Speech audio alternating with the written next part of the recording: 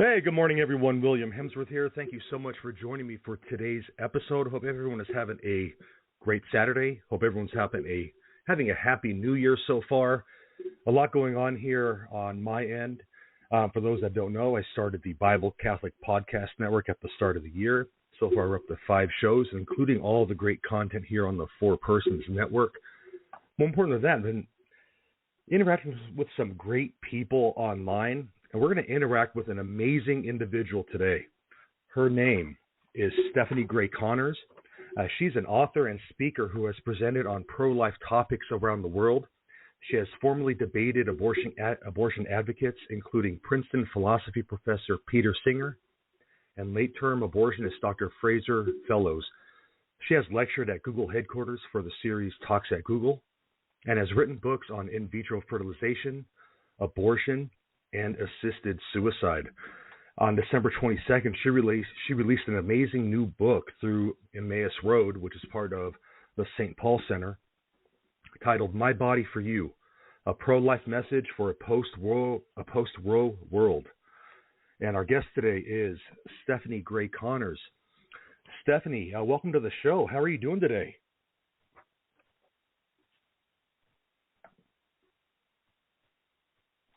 Hello, Stephanie.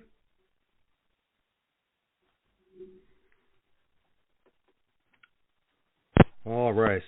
Hi. Hey, Stephanie. How are you today? Good. Nice to be on the show. I had earphones in, but for some reason it wasn't picking up my mic. That's happened to me on more than one occasion. It happens. It's all good. Technology is great when it works, right? So that's right. So, how are your holidays? How was your New Year?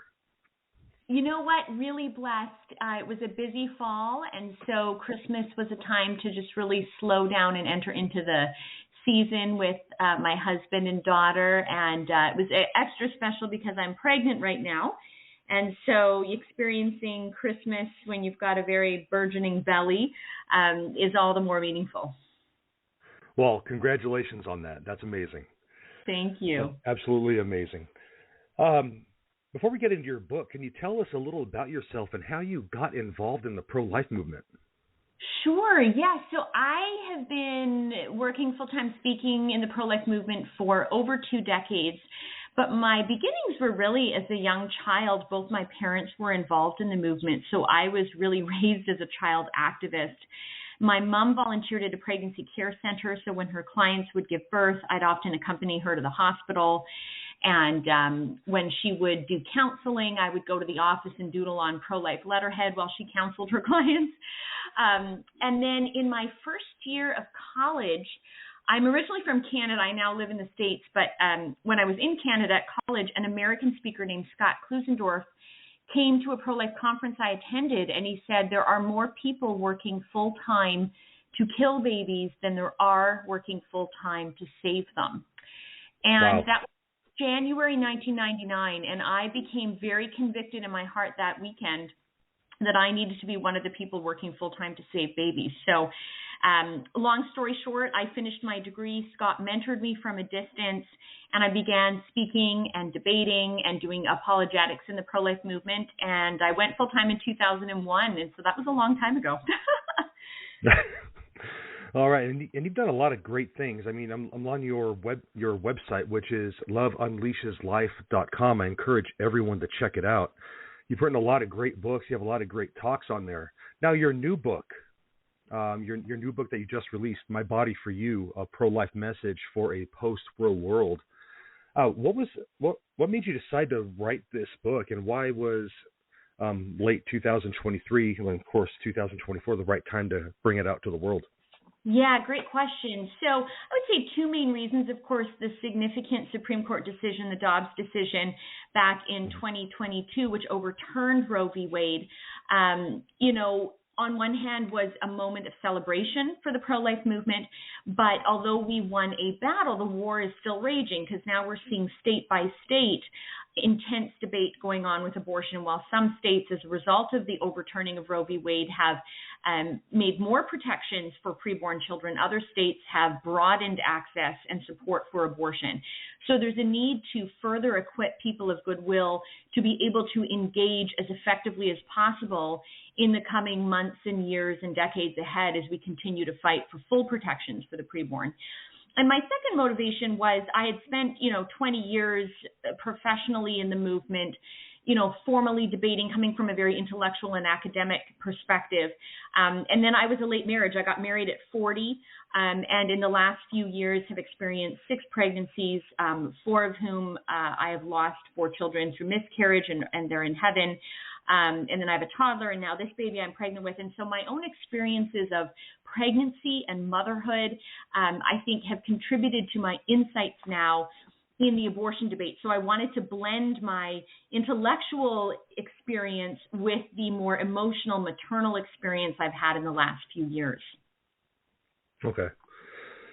Now, one of the things you talk about in your book is engaging with those pro-abortion activists. And like you just said, some states are broadening where they have abortion up until the time of birth. How can we engage with these folks? Yes, well, we several things. Where there is public discussion happening, we want to be contributing to it. So where there's online debates, where there's newspaper conversations and opportunities to submit pro-life perspectives, we want to do that. We also want to approach the gatekeepers. We have to realize that there are a lot of people to be reached in our own churches that are yet to be fully convinced abortion is wrong in all circumstances. And the gatekeepers really are our priests and pastors of other denominations. And so going to them and equipping them to better preach on this subject, or having them open their doors to pro-life speakers and messages coming in, is really key, so that we can equip the average person as to how we know preborn children are human persons, and therefore why they ought to have the same right to life that you or I have. And then there's also a need politically. Obviously, I believe in making abortion unthinkable, whatever the law is. I don't want for it to enter into the heart of someone to consider it. But the law should reflect what's true and just and good. So along with making abortion unthinkable through education, it ought to be entirely illegal through public policy change. And so we need to work with our politicians and make sure people of goodwill are elected, and that they then make good policy decisions. Okay. How can the average layperson in our parishes get involved in helping their parish, get more involved in the movement?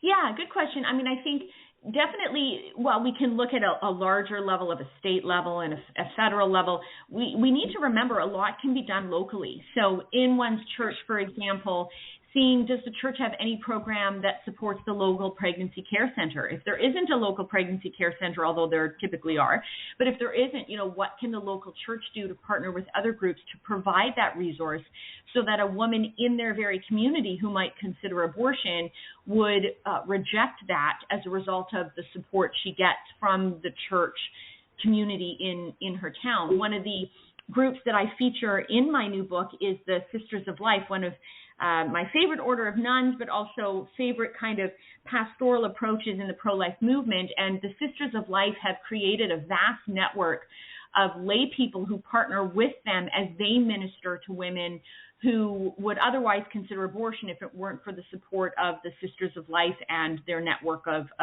pro-life people. And so I think, to partner with the Sisters of Life and say, how can we implement your strategy locally in our community, is a great way for people to very practically not only help those in crisis, but then concretely save lives. Okay, great. Now, sorry, I'm getting over a cold, so my apologies. Oh. We get those even in Tucson, Arizona. So, one of the things you also mentioned in your book is this idea of the pro-life Eucharist connection. Now, Yes. Can you describe that for us, for those that may not be familiar? Sure. Yeah. So, I mean, the connection I believe has always been there, but for me personally, it struck me when my daughter, who's now almost 2.5, was about 6 months old, and my husband and I were at Mass, and she was fussing a bit, and so I would breastfeed on demand, so I put out my arms for my husband to pass her to me, and I sat down and began to breastfeed her. And as I was looking at her little face, at the exact moment I was looking down at her feeding on me, I'm listening to the liturgy continue, and that was the precise part of the Mass where the priest lifts up the bread and says, take and eat. This is my body, which is given up for you. And that bread, that host, was to be transformed into the very body of Christ. And as I listened to those words, looking at my daughter who was literally consuming my flesh, it made me realize how much parenthood, and motherhood in particular, but fatherhood too, is a laying down your life and a Eucharistic example of this is my body given for you. And obviously I experienced that through pregnancy, but then subsequently breastfeeding. And even now, just being the mother of a toddler, so much of my days in my body is spent, feeding her and cleaning her and lifting her up and taking her places. And it's a life of total surrender and self-sacrifice. And the greatest example of that is Jesus on the cross and then through giving his body in the Eucharist. And so I wanted to really make this connection because at the end of the day, although I believe someone who's not religious could come to the conclusion abortion is wrong from a human rights perspective, at the end of the day, our goal is heaven. And we are pilgrims on a journey on this earth, but we're going somewhere and we want to go to heaven. And so to really incorporate this message of love that we're all called to, which is best demonstrated through Christ, is something I wanted to tie into the abortion debate, especially because as the whole post-Roe world is upon us, and even pre-Dobbs decision, we constantly heard my body, my choice, my body, my choice. Right. And I wanted to respond to that with the words of Christ, which is, no, not my body, my choice. This is my body given for you. Wow, that's absolutely beautiful, and that makes a lot of sense. And I'll be honest, I've never heard that argument in the debate before. So just hearing you say that makes so much sense, and it's another arrow in our weaponry, I guess you could say. Right. Right. So what was the process like writing this book? Well, the way I have found writing to work for me is as I'm inspired or carve out times, even if I don't necessarily feel inspired in the moment, I gradually over time will sit down and write ideas as I feel the Spirit has led me. And so I had spent a couple years jotting down different ideas and insights so that when I finally came to the point where I thought, I think I have enough content to kind of organize it and put it together in a book and then flesh it out even more, so much had already been written that I had a lot to work with, which for myself then helped me really drive it forward. And I feel incredibly blessed to have partnered with the St. Paul Center and their publishing company, Emmaus Road. They've just been marvelous to work with and have really stood behind this book. And what I appreciate about them, especially as I have this Eucharistic theme and Eucharistic message, is there's my book that they're, providing a platform for, but they, through the work of and the writings of Scott Hahn and, his writings on the Eucharist and conversion to Catholicism, I think if people read my book and then go to the publishing company, they'll see there's so much rich content that will further develop their ideas that speak to the heart of what humans are made for and will lead to human flourishing. Yeah, absolutely. Couldn't agree more with that. So what feedback have you received on this book so far? I know it's been about a couple weeks, 2-3 weeks since it's been released. What feedback have you received so far? Yeah, so I would say so far it's been very positive. I've been blessed to do some, podcasts and media so far, and then some that is pre-recorded that's just about to be released in the next week as we get to the anniversary of Roe v. Wade. So I'm excited to get more responses, but certainly I've heard from people who have been very moved also by the personal anecdotes that I've included. I firmly believe that truth is truth, whether you experience something or not. And, one of the greatest minds on human sexuality is John Paul II, who was never married and was a celibate. So you don't necessarily have to experience something to have profound insight on it. And yet at the same time, experience does give us new levels of insight. And so, I believe I contributed a lot in the pro-life movement over the 20 years where I had never experienced pregnancy or motherhood. But through this book, being able to now add to that experience my own lived experiences of pregnancy and pregnancy loss and successful pregnancies that go to term. I think various people have already commented that that's something they've appreciated. Now, a couple minutes ago, you discussed the Dobbs decision. So in your opinion, have we made strides in the pro-life movement, especially with some states going to more of the abortion up until birth time frame? Yeah, it's a good question. I mean, when we see some negative responses to something that is good, then we can be like, oh my goodness, does that mean the good thing was bad? No, it just means that when good things happen, Satan gets extra angry, and he tries to fight harder because he feels a greater threat. So I think we need to look at the decision as a decision that overturned Roe v. Wade, declaring, no longer declaring that there's some sort of federal constitutional right to abortion. That in itself is good and is a step in the right direction. Unfortunately, yes, some people have responded negatively to that by, broadening access to abortion in certain geographic areas. But that just is a reminder to all of us that the fight isn't over, that we still have work to do. And in my experience of friends and colleagues in the movement, most people I know realized that. They knew this was a moment to celebrate, a year and a half ago, but that it wasn't the end of the story, that they still had work to be done. Right, we still have work to do. And you mentioned the Sisters of Life, checking them out, checking out all the work they're doing and getting involved in your local parish. What are some things that we could do in our own homes to foster that culture of life?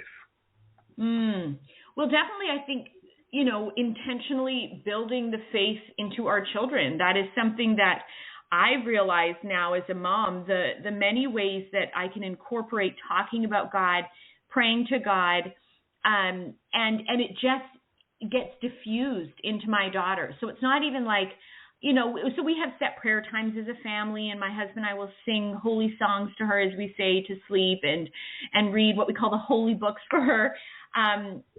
But it's not like I sit down and say, you must learn this. It's more just repetitive prayers and songs are now having an influence on her. So that the other day, actually, I heard my daughter just saying what sounded like she was saying, oh, my body, my body, my body. So I just responded by saying, oh, yes, you have a body. And then after I said that, I said, you are a body and a soul. And the moment I said that, no joke, she's 2 years old, she looked at me and she said, my soul proclaims the greatness of the Lord. Oh, wow. That's amazing. And that's because my husband and I routinely sing the prayer from the scriptures, the Magnificat, but there's a beautiful song version of it, and we sing that to her at night, so she's used to hearing that. But it was remarkable that her little mind could connect my one sentence, you are a body and a soul, to her memory, her recollection of that evening song, and then she declared it. And so it was like stuff is being diffused, infused, and then comes out of her just through normal everyday living, taking her to Mass. And just she follows what she sees me do. The bowing is, to the altar and so on and so forth. So I think just being intentional in our homes about making the faith an everyday part of our moments. I think something I've been reflecting a lot on is what was life like for Jesus growing up in Nazareth? What were the days with Mary like when he was a child? And, I think The Chosen, I love that series, but they demonstrate well just the religious routine that the Jews had at that time. starting their day with prayer and a recitation of the Psalms. And even before many were literate, the teaching of words to say by word of mouth, and then memorization. And it's like Jesus would have grown up with very simple routines that involved a reciting of the Psalms and a learning of the scriptures. And so we can do that too. Right. Again, our guest today is Stephanie Gray Connors, author of a fantastic new book, By Emmaus Road, My Body for You, a pro-life message for a post-Roe world. I highly recommend everyone check out this book. It's an amazing book. I admit I'm not completely finished with it yet, but when I do, I'll do a whole review over on my Pathos page. But Stephanie, where can we get the book? Yeah, great question. So going to stpaulcenter.com/mybodyforyou is the best way to get it. And for your listeners, if they want a discount, they can put in the coupon code at that link, for you 15, and then they'll get 15% off. So by going to stpaulcenter.com/mybodyforyou, click order on the book, and then for coupon code, type in for you, FORYOU 15. Great. So check out the book, and getting a discount, folks, so go ahead and check it out. Let's learn more about how to defend life. I mean, I think life is precious. I have 4 children of my own. One is in high school, one is in middle school, and I have 10-year-old twins. And I can't imagine my life without them. They've enriched my life so much. And so I'm trying to teach them that culture of life, how life is precious from conception till natural death. And sometimes there's those hard questions out there. And maybe we can end with this question. I know it's kind of a deep question. In my day job during the week, I teach middle school. I teach 6th, 7th, and 8th grade. I teach business to them. And they're bombarded with these abortion arguments, even at young ages. Right. How can we give them these pro-life arguments on a level they can understand? Yeah.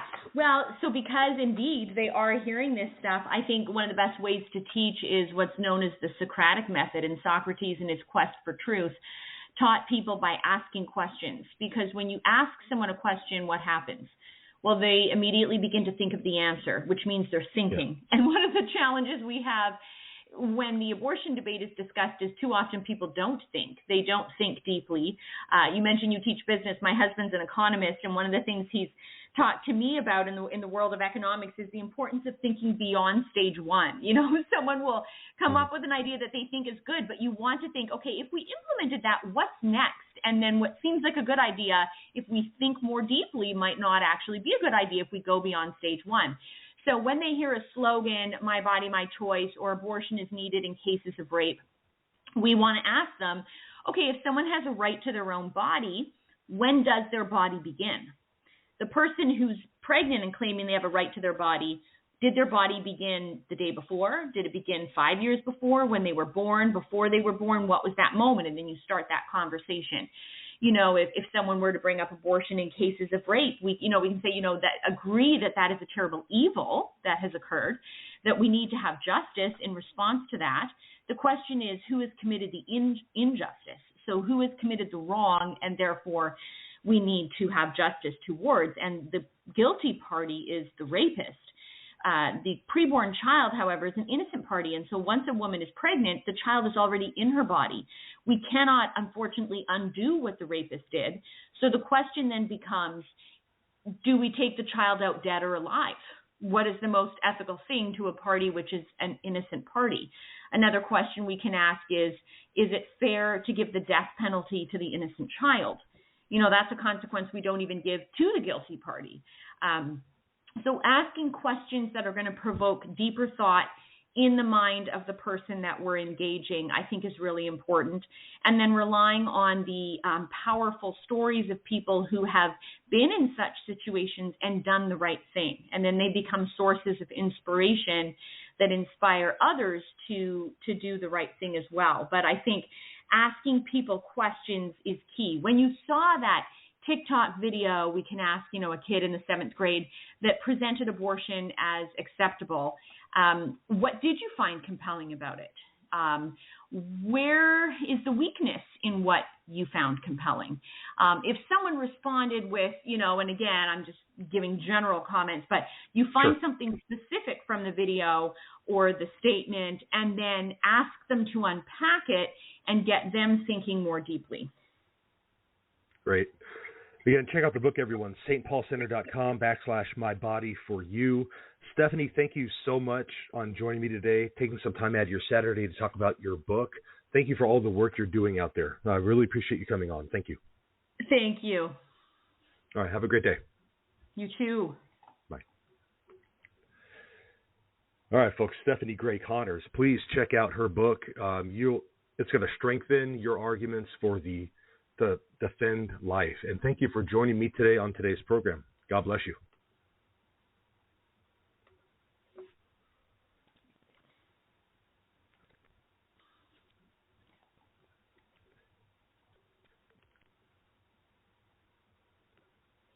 With the Lucky Land Slots, you can get lucky just about anywhere.